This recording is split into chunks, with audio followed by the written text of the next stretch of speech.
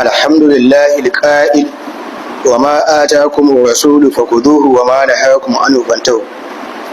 الحمد لله القائل قل إن كنتم تحبون الله فاتبعوني يحببكم الله ويغفر لكم ذنوبكم. الحمد لله القائل يا أيها الذين آمنوا أطيعوا الله وأطيعوا الرسول وأولي الأمر منكم فإن تنازعتم في شيء فردوه إلى الله ورسوله. ثم الصلاة والسلام عليه القائل عليكم بسنتي وسنة الخلفاء الراشدين. السلام عليكم ورحمة الله. ne mana barka da haduwa a wannan masallaci mai albarka na Shema ke garin Abuja. Ina kuma farin cikin kasancewa da fuskoki masu albarka waɗanda suke sallamar da lokacinsu domin su zo su ji saƙon Allah, tare da cewa an ya kwaramniya an gaji, wani ma da ranar da ya daren ne lokacin neman abincinsa. Cikin dubunnan mutane kaga Allah ya zaɓe ka cikin waɗanda za su taho masallaci da ji abin da saƙon Allah. To wannan ko shakka babu baiwa ce da kuma rabo, domin tun da ka zauna a nan gurin a cikin ibada kake, kamar da yadda ka san mai sallah ibada yake har ya sallama, to nan da kai zaune kai ma ibada kake. Allah madaukakin sarki ya sa mana a mizani. A kusan kasancewar ga malami na zaune, wannan kusan fatan alkhairin da zan kenan, sai abubuwa guda biyu da zan faɗi wataƙila dan su zama wata fa'ida da ko da ɗaya ne a cikin nan gurin ya amfana da ita, domin nan na san galibi malamai da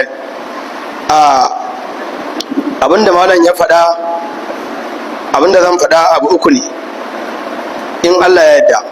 Abu na farko shine cikin kankanin lokaci zan ambata mana hanyar da hadisi yake zuwa gare mu, domin mu san cewa yanda kaga Allah madaukakin sarki ya bai Qur'ani kariya, to Allah ma ya bai maganganu da ayyuka da tarihin Annabi sallallahu alaihi wasallam, Allah ya ba shi kariya ta hanyar zaben mazaje da suka yi shidimtar da rayuwarsu. Wani ma har ya gama rayuwarsa da aure ba, har irin su Imam Bukhari, irin su Imam Nawawi bai arba wani hadisi, zaka ji har ya gama rayuwarsa bai yi aure ba, kawai shidimar ilimin hadisi.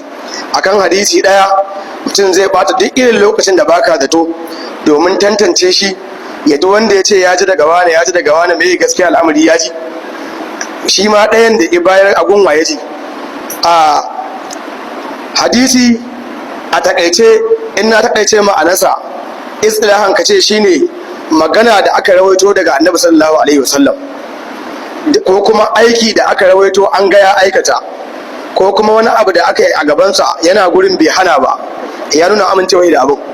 To wayannan abubuwan su ne daraja da matsayi na Annabi sallallahu alaihi wasallam.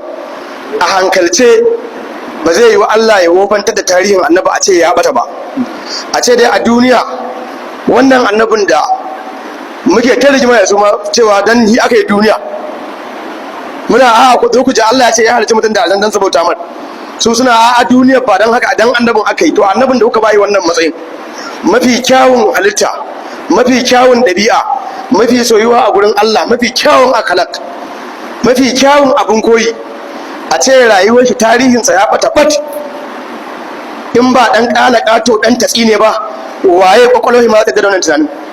A ce mafi darajar mutane tarihinsa ya bata, ba wani abu da aka haddace wanda wani zai ce na yi makotaka da shi, ga yanda yake zaman lafiya da makota, ga yanda yake kyautatawa matansa, mu ma mu koya, ga yanda yake yin tafiya, ga yanda yake bacci, ga yanda yake cin abinci, komai da aka ce shi ne mafi kyawun halitta.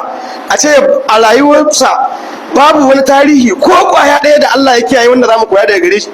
Idan ba ɗan tatsi ne ba, wace daƙiƙiyar ƙwaƙwalwa ce za ta da wannan sabon?